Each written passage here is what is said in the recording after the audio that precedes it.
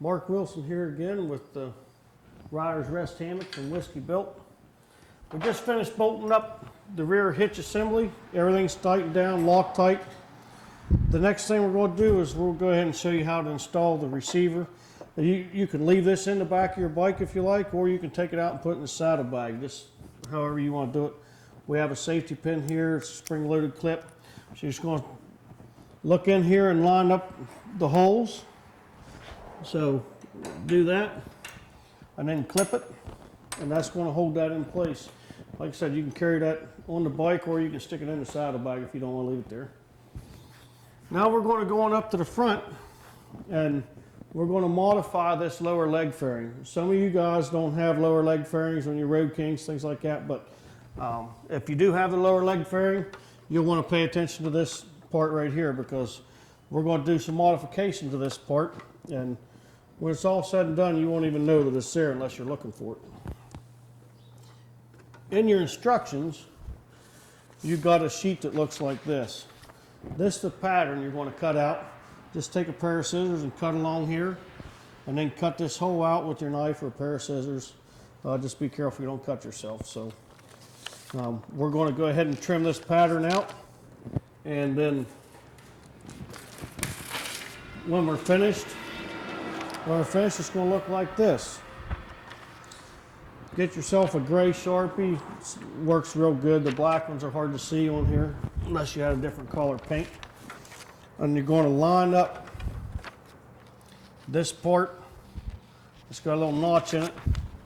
So you're going to turn this paper upside down with the print down and line it up with this notch in your lower fairing. Going to line that up there and along this edge. Take your gray Sharpie, trace around it. Okay, then you can cut this out with a jigsaw or whatever you have to cut it out with.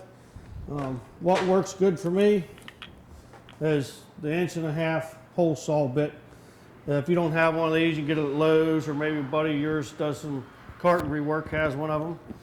You want to stick it into the fairing and drill into the fairing, and make sure you get the bit, the center bit, down into the plastic.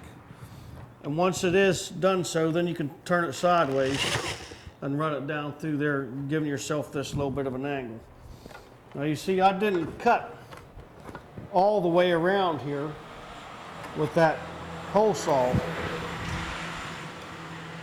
and I may not have to cut all that. What I want to do now that I've drilled it is I want to stick it up here and put it in place. That hole is going to go right down over the top of your front bracket, which is right underneath the front of your floorboard. And just take your thumb and push this down in there, and then look at it and see if you got enough clearance. And hey, this thing here is just fine the way it is. I'm not going to have to use a rasp to take any more out of there or trim it with my pocket knife. You can take your pocket knife and trim the frayed plastic off there if you like.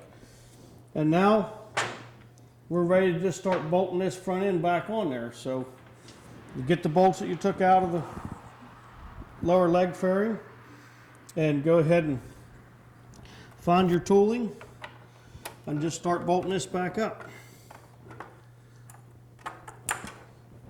I'm going to put the bolt in there. We'll put this up here, put the bolts in it. Now for those of you that have some of the older bikes, if you look at this leg fairing, on this 2008 model, you use a 7/16 socket to take these nuts off on the inside. If you have one that has the screws in the back side here, you may have to do some additional trimming in this area. But what you do is just trim a little bit at a time and keep testing it. And then once you get the location that the bar will clear, then you just take and just smooth the contour and it'll look just fine. So the newer style, it has a little more clearance in here. So we'll just finish bolting this up, and then we're going to go into the section of how to use the Rider's Rest Hammock.